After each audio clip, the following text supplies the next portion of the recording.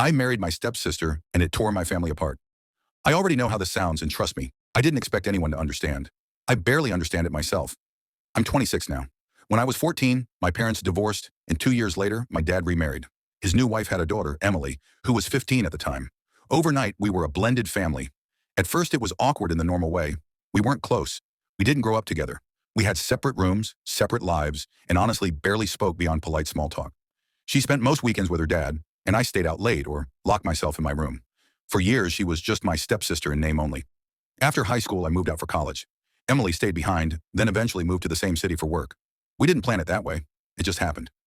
A few years later, after a rough breakup, I ran into her at a coffee shop near my apartment. We talked.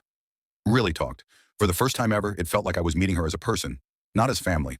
That turned into occasional hangouts, then weekly dinners, then long walks where we talked about our parents, the divorce, how weird it was growing up in a house that never quite felt like home. Somewhere along the way, the line shifted. We both noticed it. We both pretended not to. When she finally said it out loud, "This feels wrong, but I don't think it is." I didn't have an answer. We weren't related by blood. We didn't grow up as siblings, but we knew how it would look.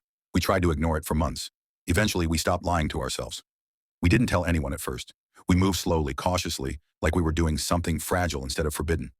For a while, it felt like we were the only two people in the world who understood each other. When we finally told our parents, everything exploded.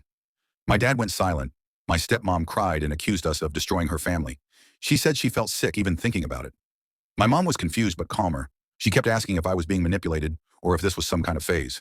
Extended family found out fast. Some refused to speak to us.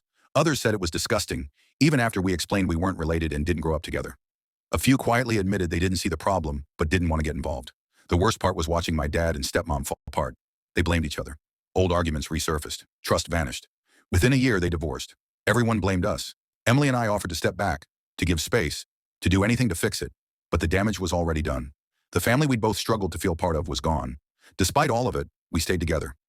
3 years later, we got married in a small ceremony.